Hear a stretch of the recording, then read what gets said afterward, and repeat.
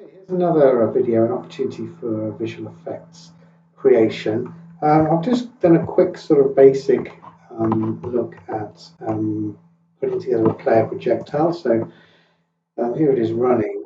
So you've got this kind of gun um, object that's kind of in a first person camera mode. And if I press control, it's going to fire out a projectile. And then you can hit things that have collision, and it has some options as to what it can do. It can either dump a particle effect, like the kind of red and orange explosion thing there, or it can do nothing or do other things as well. So this is, it's an opportunity to do like obviously the projectile, maybe like the explosion as well. Okay, let's have a look what's going on.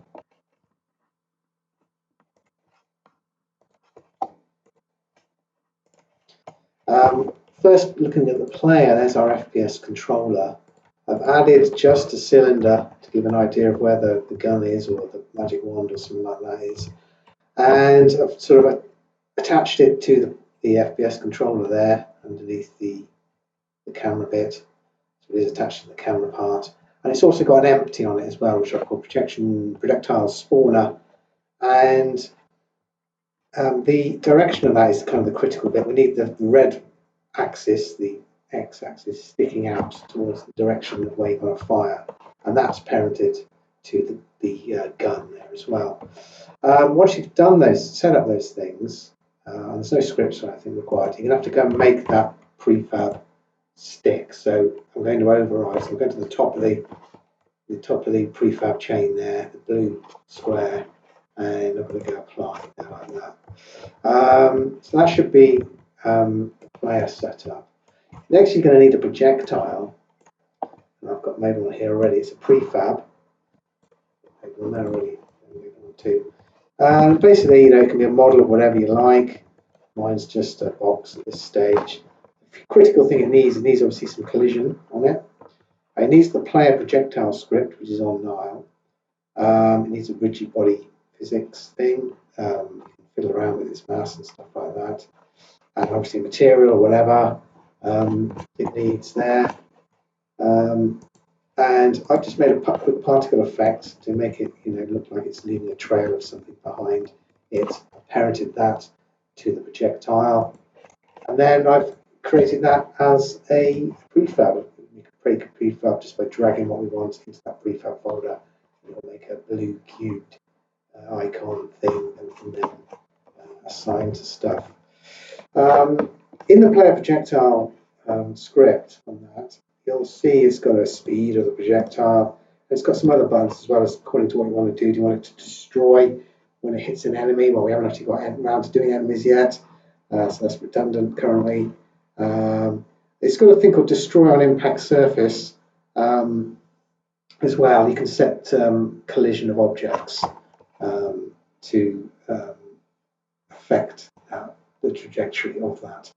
And you can set it to have an impact effect or visual effect. And all I've done is this. I've got a projectile impact effect. It's just a very sort of quick thing. Obviously, if you're doing this for a submission, lavish a bit more time on it.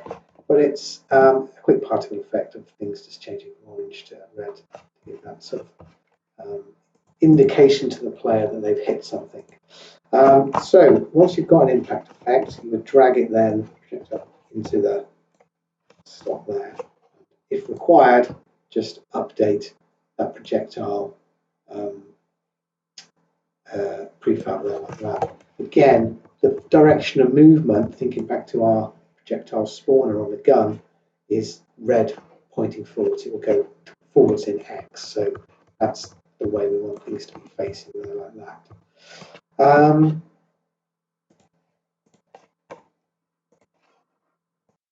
Now then, the final thing it needs is the player control script. Now, if you've already had a look at the health bar thing, you'll have already got a player control script, and it's almost all set up ready to go. But if you haven't, go to Nile and get the player control script. It's very much a cut down version from what we had for the sprite-based game. It's got a health level and things like that that are required for the health bar and stuff. It's got the kind of projectile cooldown amounts, and it can also have an additional delay when it throws the projectile. I put that in there basically to match up animations if you had like a throw animation or something like that, which we don't really have, so it's kind of redundant in this as well. And kind of a delay between shooting. So set that number lower if you want to be able to shoot faster. It needs to know where the projectile is, so the actual projectile thing is going to go in there, like that.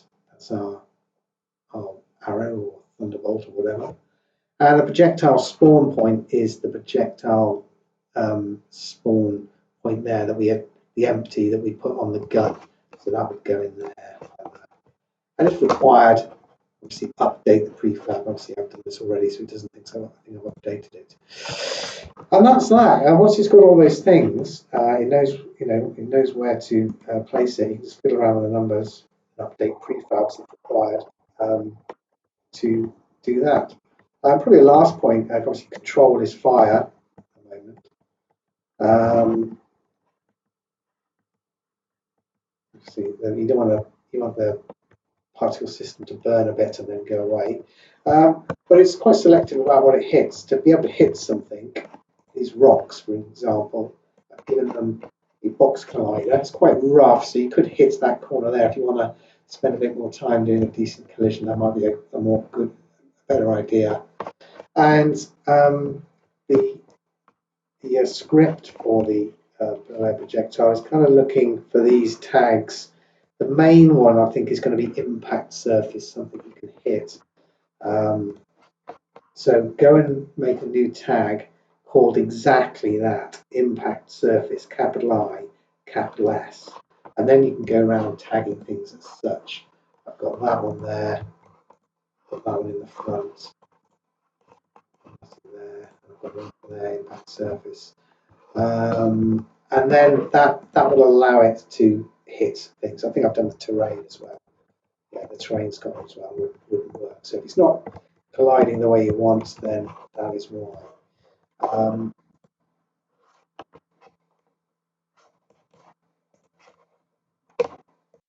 And just finally looking at the other tags that are set up in the projectile, it's got one for health, so it can actually pass through the collidable part of the health pickup, so it doesn't hit that and explode.